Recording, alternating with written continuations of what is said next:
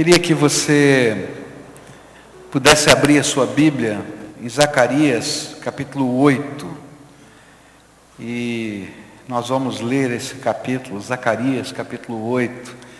Abra a sua Bíblia, um pouquinho antes, lá do Evangelho de Mateus, no final do Velho Testamento, você vai encontrar esse profeta. Zacarias 8, palavra do Senhor nos diz assim. Achou? Achou, diga amém. Quem não achou, pede misericórdia. Não, o pedido de misericórdia não era assim, né? Não é? Pedido de misericórdia, não, o pedido está certo, o Nassif ensinou assim, né? Agora, quando não trazia a Bíblia, como é que era que falava, hein? Perdão, Senhor, né? Daí falava assim, olha para um crente do teu lado que está de Bíblia aí, ele te ajuda. Era mais ou menos assim, não era? Então tá bom. Está com a Bíblia aberta aí, Zacarias 8, diz assim a Bíblia. O Senhor Todo-Poderoso falou comigo e disse, eu tenho um grande amor por Jerusalém, um amor que me faz ficar irado contra os seus inimigos. Eu voltarei para Jerusalém e ali morarei. E então Jerusalém será chamada de cidade fiel, e o monte do Senhor Todo-Poderoso será chamado de Monte Santo.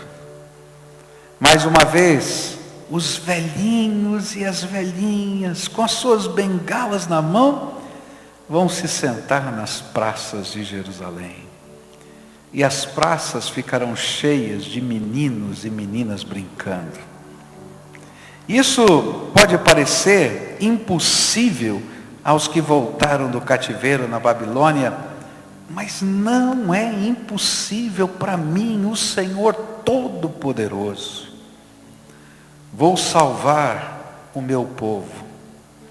Eu os tirarei dos países do leste, do oeste, para onde foram levados como prisioneiros, e os trarei de volta para Jerusalém, onde ficarão morando. E eles serão o meu povo, e eu serei o seu Deus, e os governarei com justiça e fidelidade. O Senhor Todo-Poderoso diz, portanto, tenham coragem. Todos os que estão ouvindo agora, o mesmo que os profetas disseram quando se começou a construção do templo do Senhor Todo-Poderoso, e foram colocados os seus alicerces. Pois até aquele tempo não havia dinheiro para pagar os trabalhadores, e os animais de carga não rendiam dinheiro para os seus donos. Havia tantos inimigos que ninguém vivia seguro, pois eu fiz com que todos fossem inimigos uns dos outros. Mas eu, o Senhor Todo-Poderoso, prometo que agora não vou tratar os que restam deste povo como fiz no passado. Eles semearão as suas terras em paz, as parreiras darão uvas, a terra dará boas colheitas e cairá chuva do céu. Darei tudo isso aos que restarem do meu povo. Moradores de Judá e de Israel, no passado os povos de outras nações maldiziam uns aos outros assim. Que Deus os castigue como castigou o povo de Judá e de Israel. Mas eu vou salvar vocês. E no futuro, aqueles mesmos povos dirão uns aos outros, que Deus os abençoe, como abençoou o povo de Judá e de Israel. Não fiquem com medo, tenham coragem. O Senhor Todo-Poderoso diz ao povo, quando os seus antepassados me fizeram ficar irado, eu os castiguei como havia resolvido antes. Não mudei de ideia. E agora resolvi abençoar o povo de Jerusalém e de Judá, e não vou mudar de ideia. Portanto, não fiquem com medo. São estas as coisas que vocês devem fazer. Digam todos a verdade uns aos outros e decidam com justiça os casos nos tribunais, a fim de que haja paz. Porém, não façam planos para prejudicar uns aos outros e não jurem falso, pois eu, o Senhor, odeio tudo isso. O Senhor Todo-Poderoso falou comigo e disse, os jejuns do 4º, 5º, 7º e 10º meses de cada ano vão virar dias de alegria, dias de festa para o povo de Judá. Portanto, amem a verdade e a paz. O Senhor Todo-Poderoso diz: vai chegar o dia em que os moradores de muitas cidades virão até Jerusalém. Os moradores de uma cidade dirão aos de outra cidade: nós vamos adorar o Senhor Todo-Poderoso e pedir que Ele nos abençoe. E os outros responderão: pois nós vamos com vocês. Muitos povos e nações poderosas virão a Jerusalém para adorar o Senhor Todo-Poderoso e pedirem que Ele os abençoe. Naqueles dias, 10 estrangeiros irão agarrar um judeu para lhe dizer: nós queremos seguir a sua religião, pois ouvimos dizer que Deus está com vocês. Queria orar com vocês e recebi aqui um pedido de oração a favor da dona Ormezinda Silva Medeiros, que está na UTI do Hospital Regional em Paranaguá. Teve um AVC e uma parada cardíaca. Ela é nossa ovelhinha aqui da PIB de Paranaguá, mãe do Luiz Carlos e do Getúlio Carlos. Se não me falha, é aquela irmãzinha que andou de motocicleta aqui num dos Nataleluias, não foi? Foi sim, eu acho que é ela aqui. E queria orar por ela nessa hora. Vocês concordam com isso? Que a gente ore pela saúde dela, pela família, né? Vamos orar. Pai querido, nós estamos aqui prestes a meditar na Tua Palavra e ansiamos que o Senhor fale conosco. Que a Tua Palavra seja, Senhor, aquela palavra que vem do céu para nós. E que cada um aqui possa ouvir, não aquilo que eu como pregador venha falar, mas aquilo que o Teu Espírito tem a dizer no íntimo do coração de cada um. Ó Pai, como ansiamos por sair daqui com direção, por sair daqui com resposta, por sair, Senhor, desse encontro contigo, nesse templo, com a certeza de que fomos visitados pelo Teu Espírito Santo. Nessa hora também, como igreja, Senhor, nós nos unimos a essa família, da irmã Ormezinda, e pedimos: Senhor, visita aquela Tua serva naquele hospital, naquela UTI lá em Paranaguá. Põe a Tua mão de graça sobre ela. E, Senhor, o desejo do nosso coração é que ela seja completamente restabelecida. Esse é o desejo do nosso coração. E o Senhor nos diz que poderíamos levar ao Senhor toda a nossa ansiedade, porque o Senhor cuida de nós. Então, escuta o nosso clamor e visita essa Tua serva. Quero te pedir que o Senhor visite também os seus familiares, os seus queridos, e que nesse tempo de ansiedade, a presença do Senhor, a paz do Senhor, a segurança do Senhor esteja com eles. Senhor, fica conosco agora. É aquilo que oramos em nome de Jesus. Amém e amém. Louvado seja o Senhor. Queria recordar para você o que está acontecendo. Quem esteve hoje de manhã já viu que no capítulo 7, depois de 2 anos, a mensagem do Senhor veio através de uma visão, através do profeta Zacarias. E essa visão veio em resposta a uma pergunta de uma comissão que veio da cidade de Betel. E eles vieram perguntar: o que a gente faz agora com os jejuns nacionais, né? E a gente já estudou hoje pela manhã que existiam 4 jejuns que aconteciam durante o ano e comemoravam as tragédias que haviam acontecido com Israel. E nesses jejuns eles oravam, eles clamavam, eles choravam, pedindo a restauração do templo, a restauração da cidade, a restauração do povo e lembrando toda aquela situação. E a pergunta desses emissários era essa: agora que o templo está sendo reconstruído, agora que nós voltamos para essa terra, o que deve acontecer com relação a estas cerimônias religiosas que nós aprendemos com os nossos pais? E aí o capítulo 7 traz a primeira resposta. A resposta é uma resposta que gera um certo mal-estar. O Senhor perguntou: quem mandou vocês fazerem esses jejuns? E aí o texto todo vai explicar para a gente que nenhuma liturgia substitui o coração quebrantado e contrito, o coração que precisa aprender a ouvir a Deus e obedecer a Deus. Não adianta eu subir as escadarias de joelho, não adianta eu participar de algum sacrifício, se Jesus não for o Senhor da minha vida. Esse é o cerne de tudo aquilo que nós estudamos hoje pela manhã. Mas a resposta continua no capítulo 8. E a resposta que vem no capítulo 8 é um convite de Deus à fé no Deus dos impossíveis.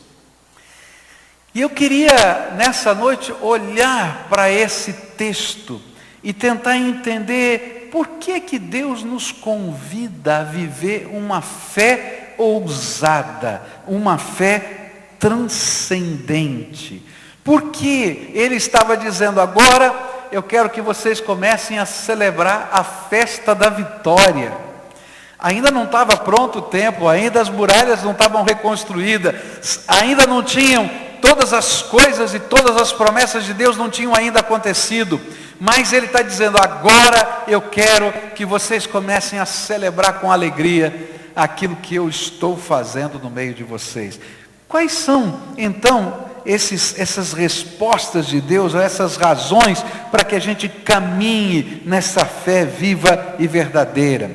A primeira razão que eu encontro aqui vai estar nos versículos de 1 a 8, onde a Bíblia diz assim: o Senhor Todo-Poderoso falou comigo e disse, eu tenho um grande amor por Jerusalém, um amor que me faz ficar irado contra os seus inimigos. Eu voltarei para Jerusalém e ali morarei, e então Jerusalém será chamada cidade fiel, e o monte do Senhor Todo-Poderoso será chamado de Monte Santo. E mais uma vez os velhinhos e as velhinhas com as suas bengalas nas mãos vão se sentar nas praças de Jerusalém, e as praças ficarão cheias de meninos e meninas brincando. E isso pode parecer impossível aos que voltaram do cativeiro na Babilônia, mas não é impossível para mim, o Senhor Todo-Poderoso. Vou salvar o meu povo e os tirarei dos países do leste e oeste para onde foram levados como prisioneiros, e os trarei de volta para Jerusalém, onde ficarão morando, e eles serão o meu povo, e serei o seu Deus, e os governarei com justiça e fidelidade. Aqui eu encontro um convite de Deus. Um convite de Deus para que aquele povo enxergasse o que Deus estava vendo a respeito da nação.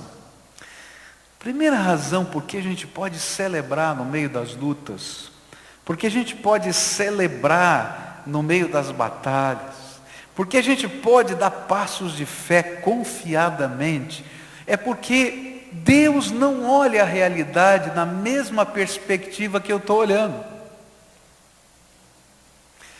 Quando eu cheguei essa semana passada de férias e eu vi essa grade toda colocada aqui, eu falei, eu já sabia que ia ter, eu sabia, mas quando eu olhei me deu uma tristeza. Assim, como é que eu vou pregar no meio dessas grades? Eu já preguei na cadeia, a gente prega do lado de cá da grade, né? Agora eu estou do lado contrário da grade, né? É muito estranho esse negócio, a gente não consegue olhar no olho das pessoas. Aí eu fui me reunir com o pessoal da construção, e eles começaram a me dar os relatórios, né? E por que o vidro não foi colocado ainda? Ah, por que isso, por que aquilo, por que não sei o quê? Meu Deus, mas fiquei tão chateado. Aí me deram um relatório financeiro, daí eu fiquei mais chateado ainda. Aí eu falei, Senhor, tenha misericórdia. E olha, se a gente só olha com os olhos da gente, às vezes dá vontade de desistir. E eu não estou falando só desse desafio, você olha para os seus desafios, para os seus problemas, para as suas lutas, só com os seus olhos, dá vontade de desistir. Fala a verdade, já não chegou algum momento que você diz assim, Senhor, estou cansado, não dou conta não. Já aconteceu com você? Já aconteceu comigo. E é interessante como Deus trabalha a nossa vida. Porque vocês sabem que eu vou pregando, eu costumo pregar sequencialmente, né? Então eu estou lá, Zacarias 1, 2, 3, tal. E essa semana, justamente essa semana, na providência divina, eu tinha que pregar Zacarias 8. E foi muito interessante porque uma das maneiras da gente trabalhar a Bíblia, você tem lá os seus comentários bíblicos, você tem todas aquelas ferramentas, e eu também tenho uma ferramenta que me mostra tudo que eu já estudei num determinado texto. Então, por exemplo, se eu vou pregar Zacarias, e eu já em algum momento da minha história como pregador, já preguei em Zacarias, ou fiz um estudo bíblico, ou fiz uma anotação num comentário, eu tenho uma ferramenta que me devolve isso, e diz, você já estudou isso. Então facilita, eu vou lá, que legal, tem isso. E eu descobri um sermão que eu preguei nesse texto em 1998. E aí eu comecei a ler o sermão de 1998. Em 1998, eu não lembrava, nós estávamos fazendo a galeria desse templo. E a gente ia concretar a galeria do templo. E acabou todo o dinheiro. E nós tivemos, porque quando você está concretando uma laje, não dá para parar. E a gente tinha que continuar, não tinha jeito. E naquela época, a arrecadação total da igreja, total, todos os dízimos, tudo que ela levantava, era de 160 mil alguma coisa, porque eu nem sei o dinheiro de 1998 mais. Eu acho que era real já, não era? Era. 1998, então era 160 mil reais. E naquele mês, nós ficamos devendo para os fornecedores 360 mil reais. E estava um caos. E foi justamente naquele momento que eu estava orando e Deus me deu esse texto de Zacarias. E por causa desse texto eu preguei um sermão. E de repente eu estava lendo aquilo no texto, que eu estava contando o que estava acontecendo. E eu disse, Senhor, muito obrigado. Graças a Deus eu não estou devendo 2 orçamentos da igreja para fora. Louvado seja o teu nome. Graças a Deus, porque aquilo que parecia impossível naquela data já passou. E a gente está aqui dentro. Graças a Deus, porque o Senhor não olha com os meus olhos. E aí eu comecei a estudar esse texto. E o Espírito Santo então foi dizendo para mim exatamente isso. Filho, eu não enxergo a realidade como você enxerga. Você pode imaginar aquele povo? Eles estavam lá construindo. Construir é horrível, olha só como é feio aqui. Está cheio de ferro no meio do caminho, está cheio de coisa. Então você imagina a cidade inteira sendo reconstruída. Tem entulho para um lado, tem material de construção para o outro, tem umas picadinhas assim para você poder passar, mas tem um montão de coisa aqui, um montão de coisa ali, e todo mundo olhando para aquela cidade e dizendo, será que a gente vai conseguir? E aí vem o profeta e diz assim, sabe o que eu estou vendo? Eu estou vendo uma praça aqui nesse lugar. E sabe o que eu estou vendo? Os velhinhos vêm aqui tomar sol na praça, eles vêm caminhando com a sua bengala. Sabe o que eu estou vendo? A molecada andando de carrinho de rolimã. Não tinha carrinho de rolimã. Mas estava lá brincando naquele lugar, ali naquela praça. Eu estou vendo essa cidade pronta, eu estou vendo. E aí, à medida que o profeta ia falando isso, o coração das pessoas ia ouvindo a mensagem do profeta, dizia, impossível, impossível. E aí o Senhor vai dizer assim, sabe de uma coisa? Eu estou vendo o que vai acontecer nessa terra. Uma reação, uma restauração tão completa que as pessoas podem imaginar que seja impossível. Mas eu estou vendo o que eu vou fazer para abençoar vocês. E é interessante que o livro de Esdras é o paralelo dessa história. E quando esse sermão está sendo pregado, e ele está conectado à reconstrução dos alicerces do templo. Capítulo 3 de Esdras, versículos 12 e 13 dizem assim: muitos sacerdotes, levitas, chefes de famílias eram velhos e tinham visto o primeiro templo, e eles choravam alto ao verem que os alicerces do novo templo haviam sido colocados, mas os outros que estavam ali gritavam de alegria, e assim ninguém podia saber se o povo gritava de alegria ou se chorava, pois gritavam tão alto que de longe se ouvia o barulho. Sabe o que ele está dizendo? É que alguns conseguiam ver o futuro, abençoado por Deus, mas outros sempre verão o presente e o passado, com as suas dores e tristezas.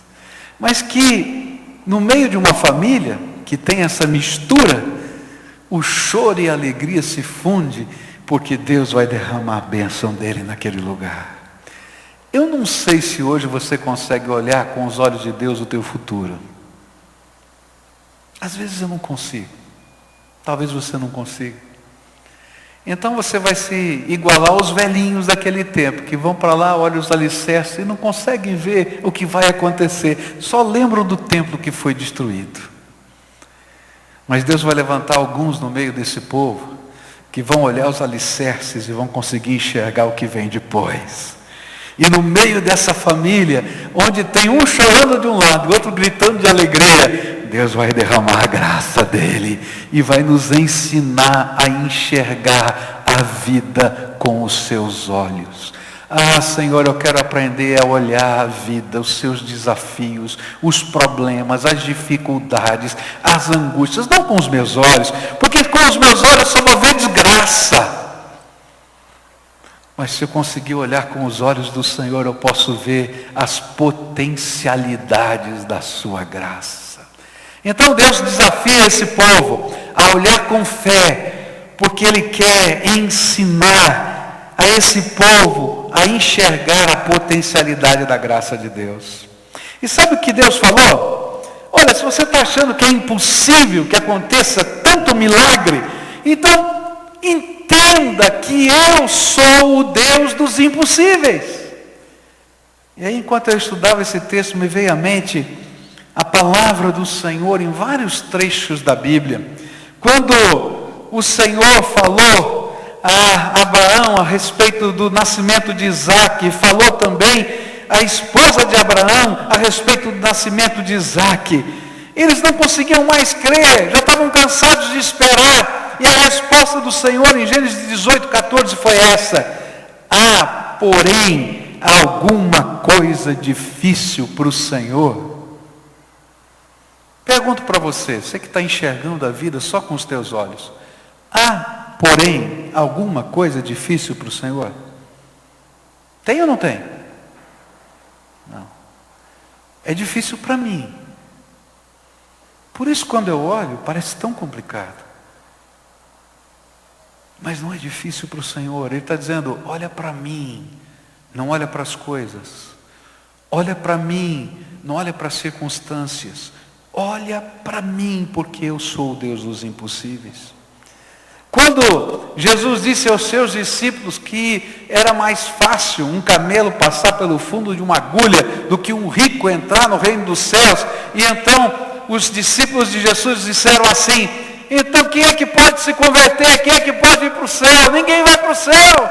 E aí Jesus disse assim, Jesus, fixando neles o olhar, respondeu: aos homens é isso impossível, mas a Deus tudo é possível. O meu Deus é o Deus dos impossíveis. E quando Maria, mãe de Jesus, olhou para o anjo anunciador e disse para ele: é impossível, eu sou virgem, nunca dormi com homem nenhum, como é que eu posso engravidar? Como é que alguém pode conceber sem nunca ter feito sexo? E aí o anjo do Senhor diz assim: porque para Deus nada será impossível. Em vários momentos críticos da nossa vida, nós somos convidados pelo Senhor a enxergar com os olhos da fé o que Ele, Deus, está vendo. E talvez hoje o Senhor o convide a ver o que Ele deseja fazer na sua casa. Eu não sei como é que está a tua casa. Eu não sei como é que está a tua família. Talvez você esteja olhando com os teus olhos e a realidade concreta, real, seja muito complicada. Mas hoje o Senhor está dizendo assim: abre os teus olhos, porque eu vou te mostrar o que eu quero fazer. Uma realidade que pelo poder do meu Espírito eu vou trazer à tua vida. Talvez você esteja vivendo um momento muito complicado no trabalho. A gente tem lutas. Quem não tem? E a gente olha as lutas e pensa assim: e agora? Como é que vai ser? E aí o Espírito Santo hoje está dizendo para você: filho, abre os teus olhos, porque eu vou te mostrar o que eu vou fazer aí, nesse lugar, no teu trabalho. Eu acho que na casa, na família, no trabalho, mas há algumas vezes que é tão complicado para a gente olhar para dentro do coração, nos sentimentos, nos afetos, nos relacionamentos, na vida afetiva, na vida emocional da gente. E a gente olha e diz: não sei, tem jeito. E aí o Espírito Santo diz assim: não terminei de escrever a minha história. Abre os teus olhos que eu vou te mostrar o que eu quero fazer na tua vida. Aqui dentro, com os teus sonhos, com as tuas esperanças, aquelas que a gente enterrou e disse: Senhor, quem sabe um dia, mas agora eu não quero nem trazer de novo, porque senão eu vou ficar sem ar.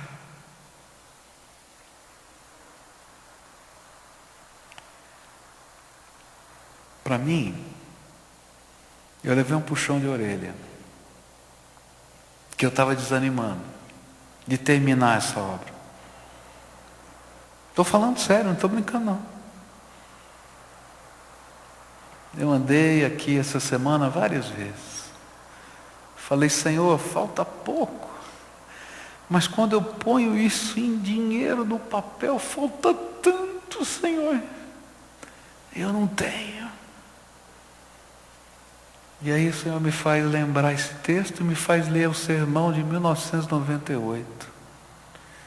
E eu falei: perdão, Senhor, porque eu não estou vendo com os teus olhos.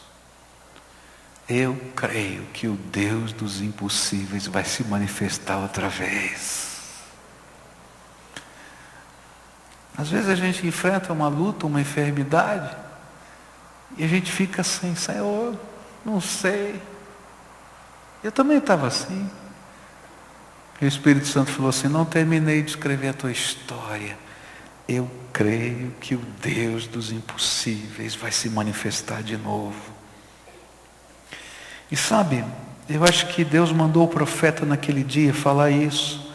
E ele me mandou dizer isso para você hoje, só para te lembrar que Ele foi, que Ele é e que Ele sempre será o Deus dos impossíveis. A segunda coisa que eu aprendo nesse texto, ou segunda razão, porque Deus nos convida a vivenciar esse tipo de fé.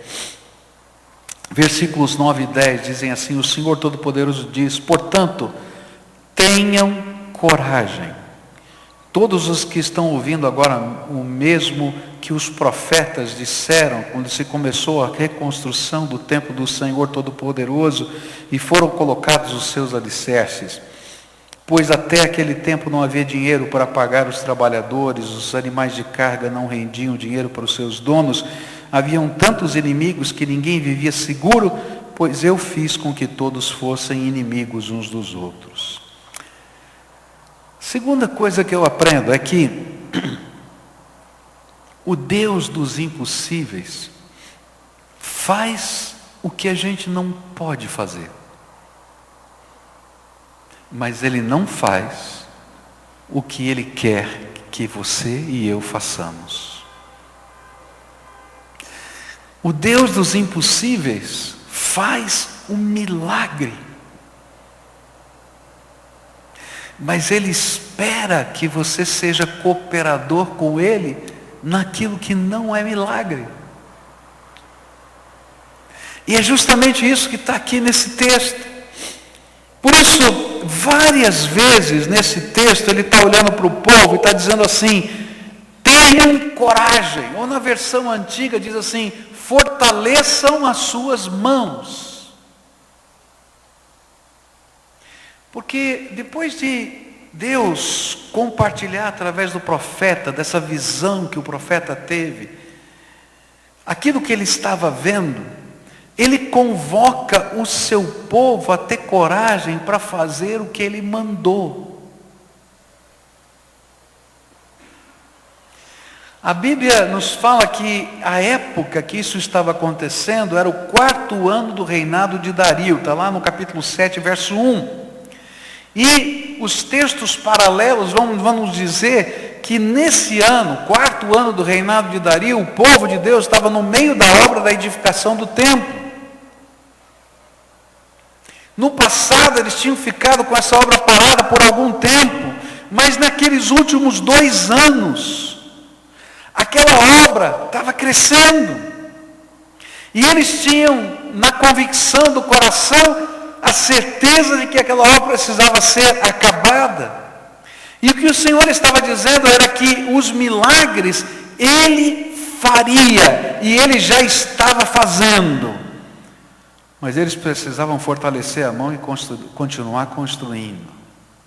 E que enquanto eles estivessem fazendo isso, algo extraordinário de Deus iria acontecer. E eu quero contar para vocês o que Deus já estava fazendo e o povo não sabia. A Bíblia diz que justamente nesse tempo teve uma batalha muito intensa. O governador daquela região do império foi até o lugar da construção, onde estava acontecendo a construção, e perguntou assim: quem deu autorização para vocês estarem construindo o templo, a cidade e os muros?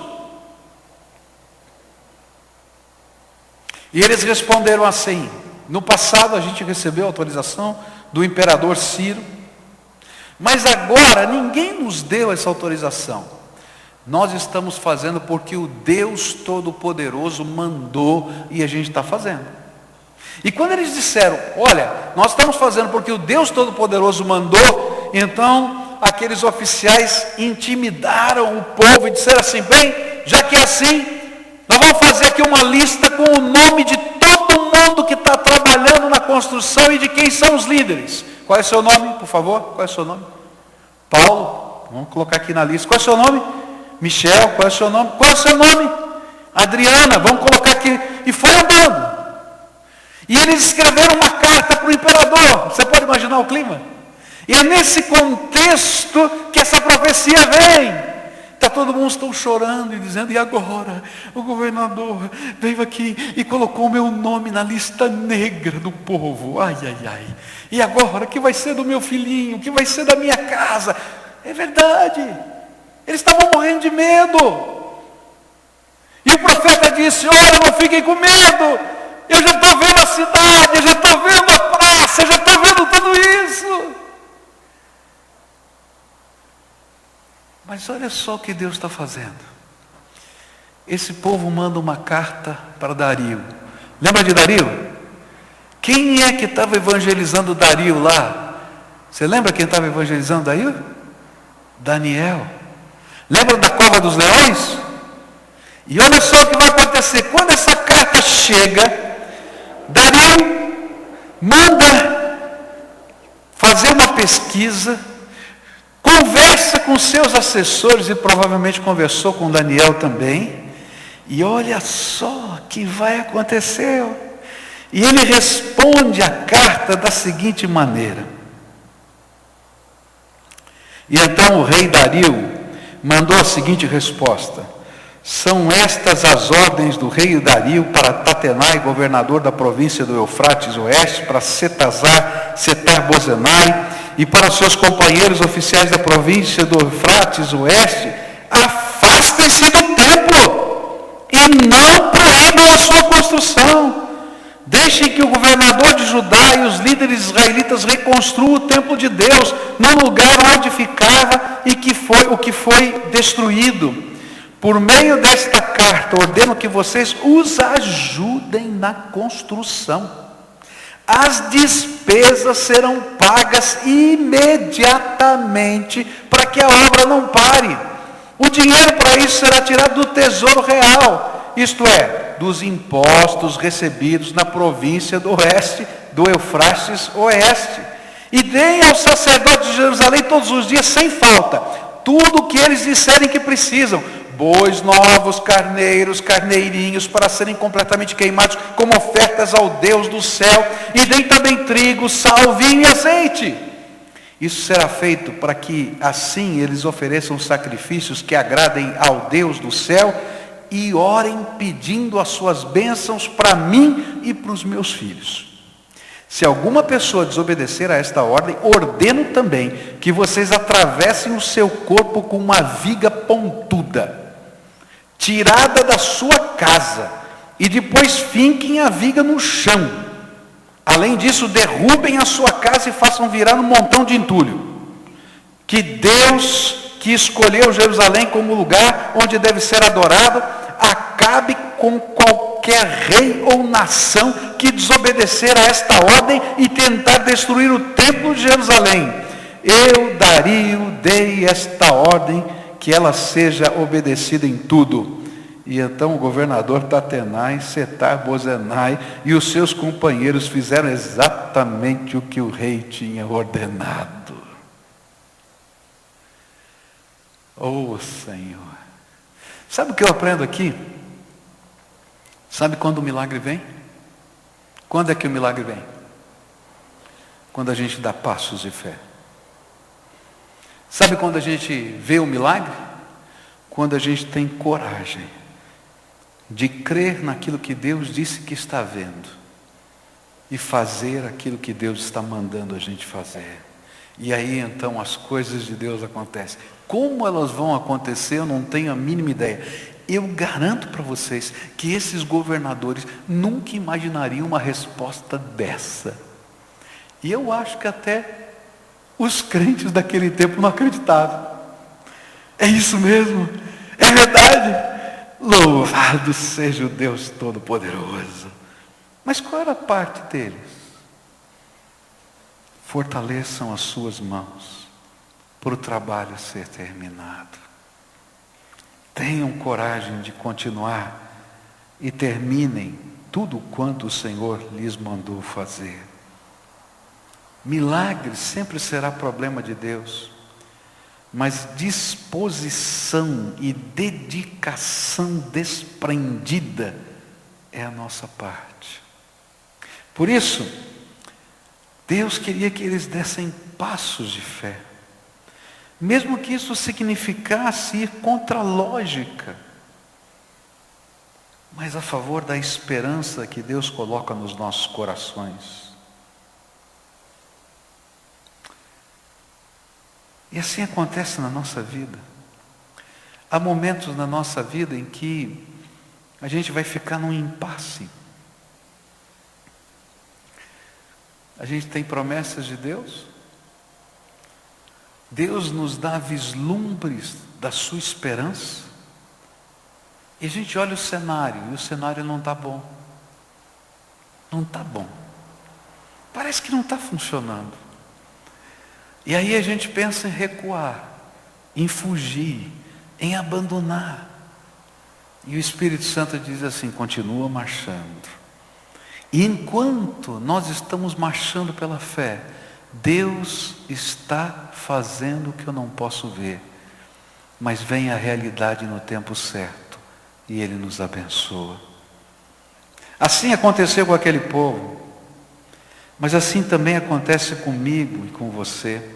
E é por isso que nesse tempo as mensagens dos profetas eram tão veementes, Dá uma olhada no que Ageu vai falar. Ageu capítulo 1, verso 6, diz assim: tendes semeado muito, recolhido pouco, comeis, mas não vos fartais, bebeis, mas não vos saciais, vestivos, mas ninguém se aquece, e o que recebe salário, recebe para meter num saco furado. Você já viu isso em algum lugar? Mas olha só, versículos 9 e 10 desse mesmo texto: esperastes o muito, mas eis que veio a ser pouco, e esse pouco, quando o trouxeste para casa, eu o dissipei com uma sopa. Por que causa? Diz o Senhor dos Exércitos: por causa da minha casa que está em ruínas, enquanto correis cada um de vós a sua própria casa.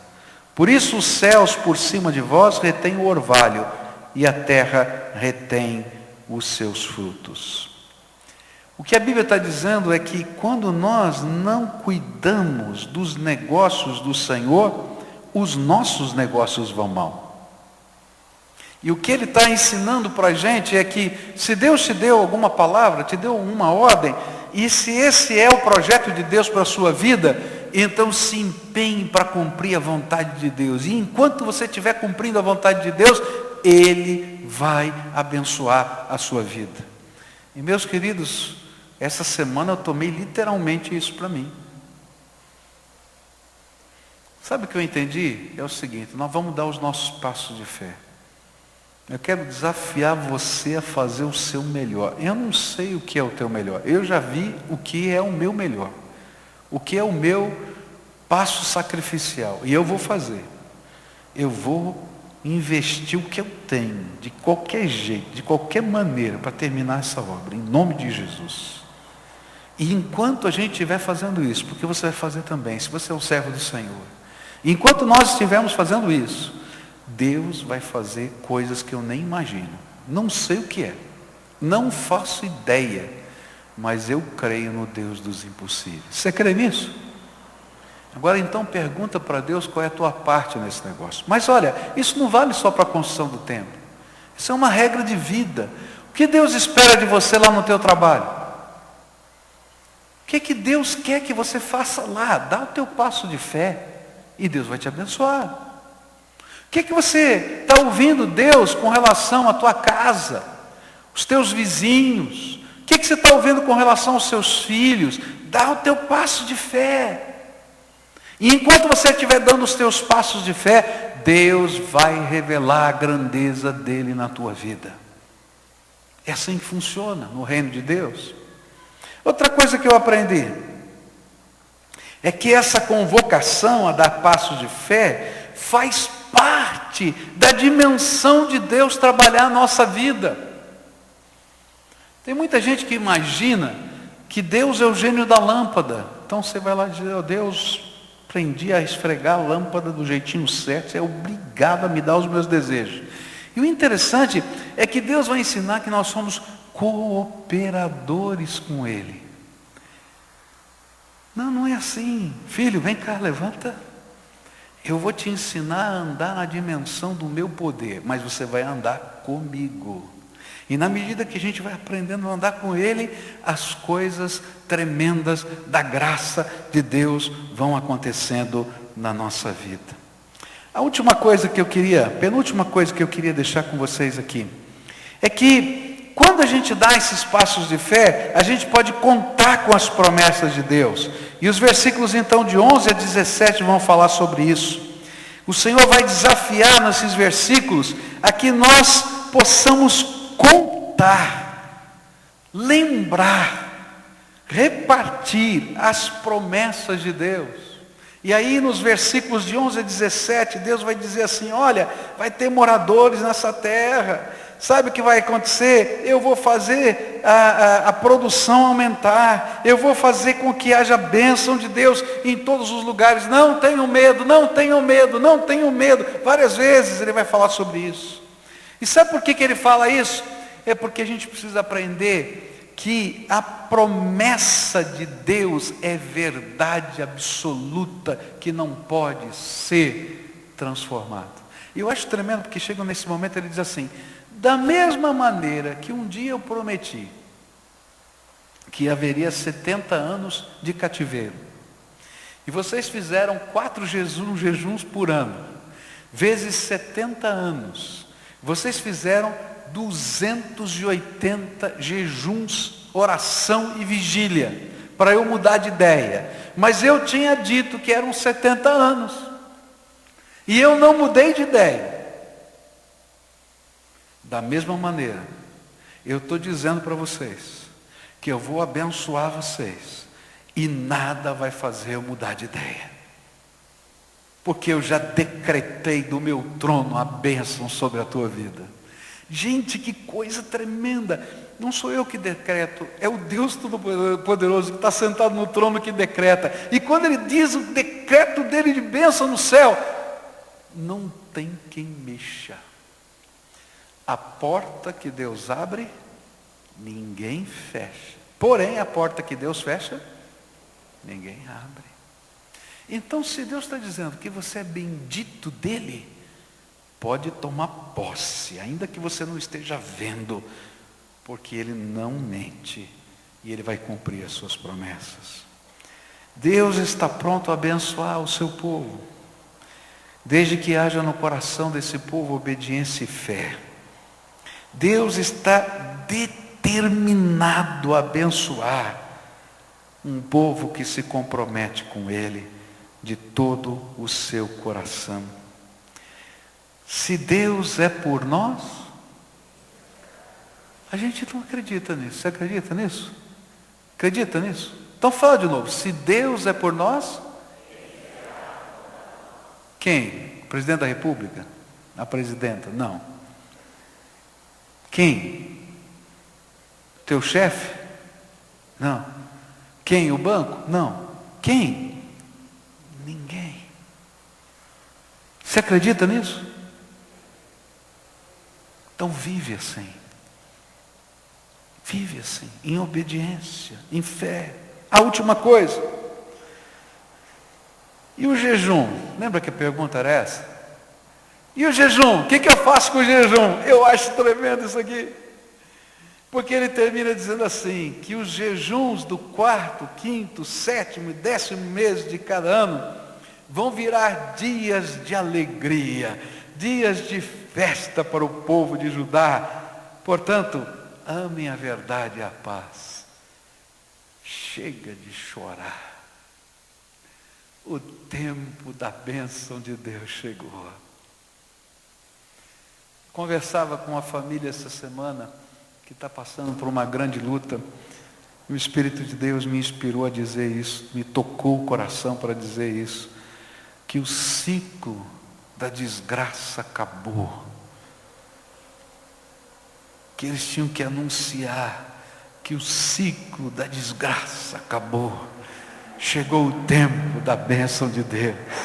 E queridos, às vezes a gente tem que fazer assim, parar de olhar para o alicerce e dizer, coitado do tempo que acabou. A gente tem que dizer, não, Senhor, já estou vendo com os olhos do Senhor o que o Senhor está fazendo. E o ciclo da desgraça acabou, porque a tua bênção chegou até nós. Toma posse daquilo que Deus está falando na tua vida. Olha para a tua vida, para o teu coração, para a tua família, para as tuas lutas, para aquilo que está acontecendo.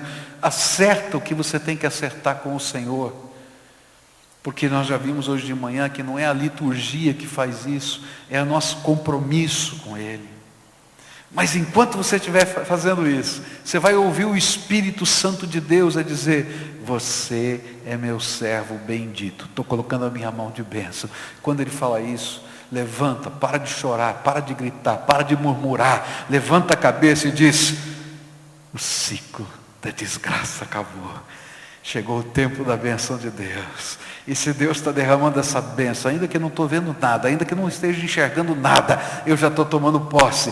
Porque toda a promessa de Deus é verdade absoluta. Ela não muda. É o Deus Todo-Poderoso que decretou do seu céu. E aqui vai tomar forma, aqui nessa terra. Eu creio, de todo o meu coração, que o Senhor está dizendo, olha, chegou o tempo de eu abençoar a tua vida. Agora tem uma parte que é nossa. Qual é a nossa parte? A gente aprendeu hoje de manhã. Primeira coisa, E não transformar isso numa liturgia, mas transformar esse encontro com Deus numa vida, numa experiência constante de arrependimento, de fé, de busca, de inteireza de coração nas mãos do Senhor.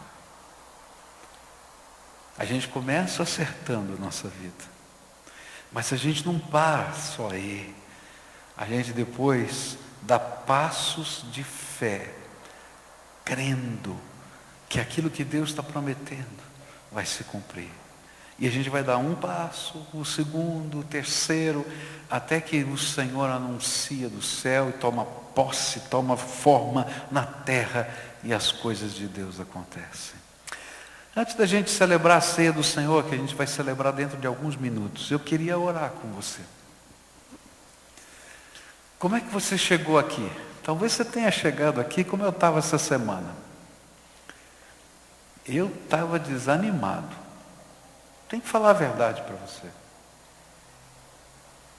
Às vezes você está olhando para as coisas que estão acontecendo e diz assim, Senhor, eu não estou entendendo nada. Já aconteceu com você? Senhor, eu não estou entendendo. O que está acontecendo? Não entendo.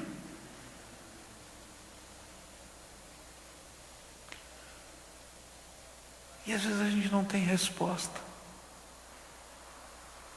Porque a soberania de Deus vale mais do que tudo. Estava lendo essas semanas passadas aí o livro de Jó. Fiquei olhando para a vida do homem e falei, caramba, eu quero um dia pregar o livro de Jó. Estou estudando, mas um dia eu vou pregar. Fiquei olhando e falei, mas Senhor, que confusão na vida desse homem. Aí os primeiros 2 capítulos ele está firmão. Senhor, Deus, o Senhor tomou, bendito seja o nome do Senhor. Recebemos o bem do Deus, não vamos receber o mal. Aí quando chega no capítulo 3, aí ele já começa a ficar amarguinho. E conforme vai passando, vai ficando mais amargo ainda. Tanta coisa. Senhor, por que eu? Senhor, por que comigo? O que eu fiz de errado? Me coloca na balança, me pesa. Talvez você tenha chegado assim. E nem sempre a gente vai ter as respostas. Mas uma coisa eu sei. Deus ama você. Deus ama você. E mesmo que eu não consiga entender, Ele tem um propósito de bênção sobre a nossa vida. E que o meu papel é acertar a minha vida com Ele. De fé, comunhão do Espírito, deixar Ele ser o Senhor da minha vida. E quando eu estiver vivendo assim, eu posso esperar que no tempo certo, do céu virá o decreto da sua bênção. E quando Deus derramar o seu decreto de bênção do seu trono, nada, nem ninguém poderá impedir. E quando esse decreto for anunciado, porque o Espírito anuncia o nosso coração, quando isso acontecer, o meu papel é dar passos de fé. Senhor, eu ouvi e creio. Vou dar o primeiro passo. Vou dar o segundo. Eu não estou vendo nada, eu não estou enxergando nada, mas eu estou aqui, Senhor, porque o Senhor falou. E aí a gente vai ver tomar forma na terra os decretos do céu. Curva a tua fronte agora para orar. O que está angustiando o teu coração? O que é que você tem medo? O que é que entristece a tua alma? Quais são as lutas que estão dentro de você? Fala para Deus. Nessa hora pergunta ao Espírito Santo de Deus se tem alguma coisa que está enraizada no teu coração e na tua vida que entristece o Espírito. Porque às vezes Deus não pode abençoar nem que a gente faça 280 jejuns, se a gente não se deixar ser transformado pelo Espírito. Então, se tem alguma coisa, antes que Ele passe o arado outra vez na tua vida, fala, Senhor, estou entregando isso, estou entregando aquilo outro. Se você já entregou, então pergunta para Deus, Senhor, anuncia os teus planos, os teus decretos para mim. Anuncia. Eu quero tomar posse, pela fé, desses planos, desses decretos na minha vida. Quero tomar posse.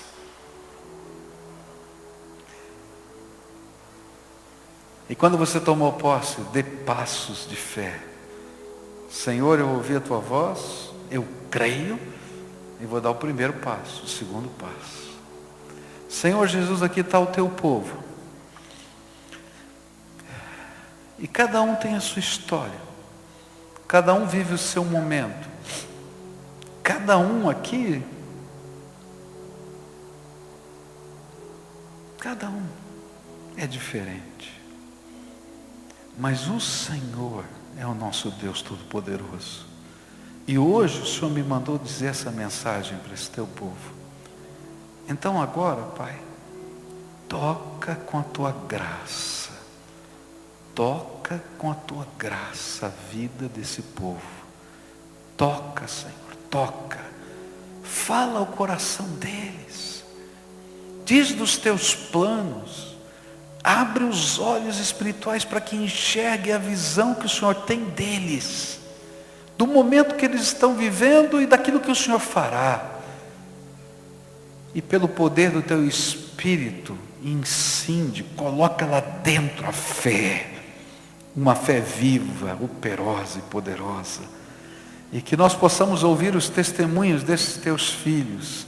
Não apenas da visão do futuro, mas do futuro concretizado pela tua bênção.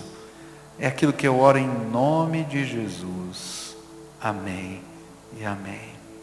Mas eu queria, antes da gente celebrar a ceia, orar pela nossa igreja. Eu não sei qual é o milagre que Deus vai fazer. Mas eu quero, durante esses dias, perguntar para Deus qual é o melhor que eu posso fazer para a gente terminar essa obra. Você está entendendo o que eu estou falando?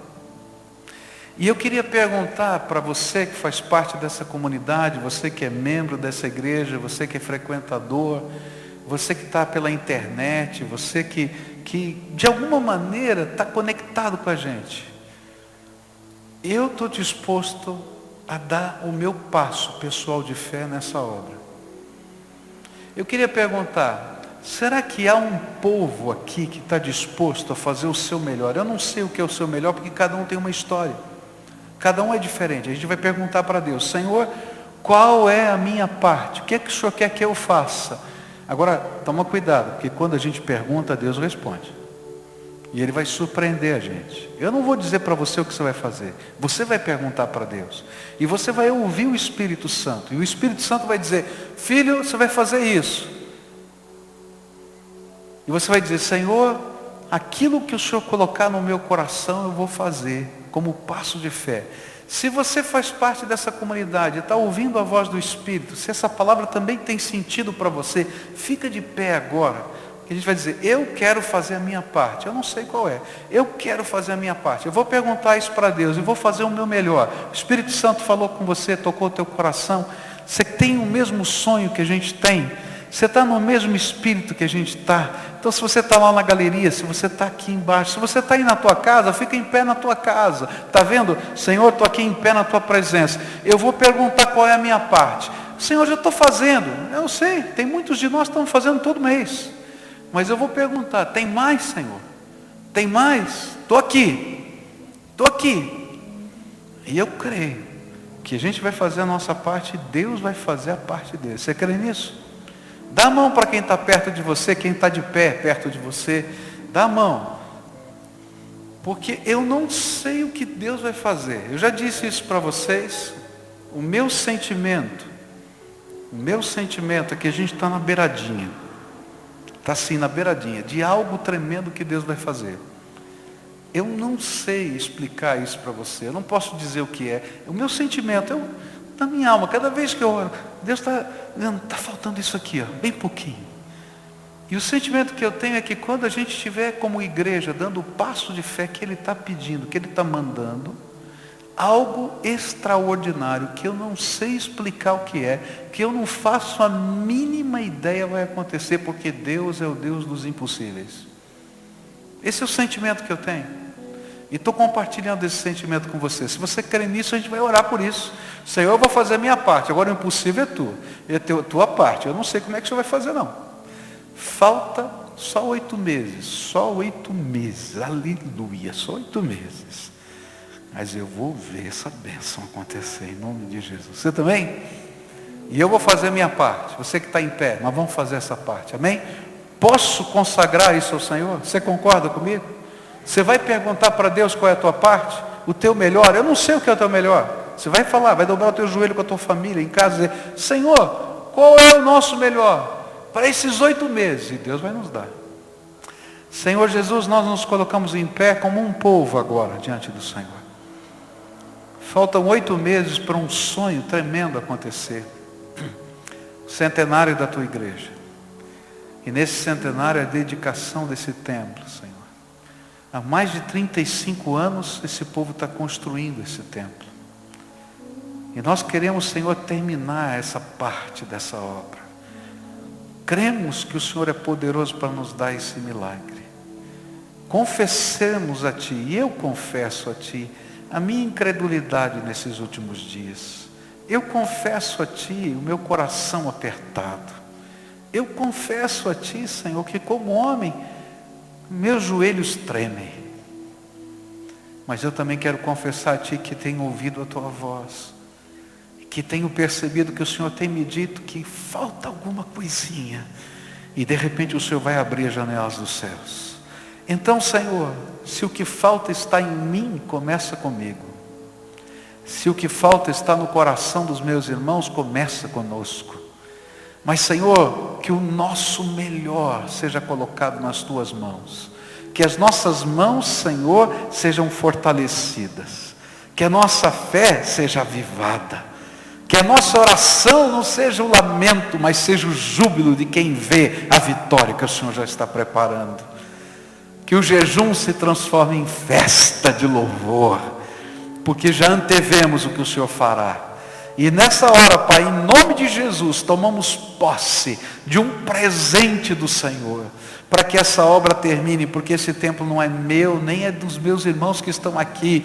Nós o dedicamos para a glória do Senhor, para a salvação de vidas, para o serviço social, para socorro dos entristecidos, para a intercessão daqueles que estão desesperados buscando a Tua face. Nós não queremos que ele seja o único lugar, nós queremos que ele seja um dos lugares em que o Senhor vai usar as nossas vidas. Faz isso, Senhor, e nos abençoa.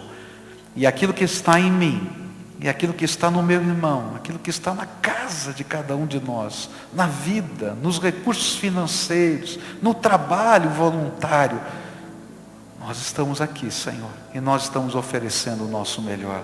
Por isso, te damos a liberdade do Senhor nos revelar aquilo que o Senhor quer de cada um de nós. Mas ansiamos por ver os Teus milagres. É aquilo que oramos em nome de Jesus. Amém e amém.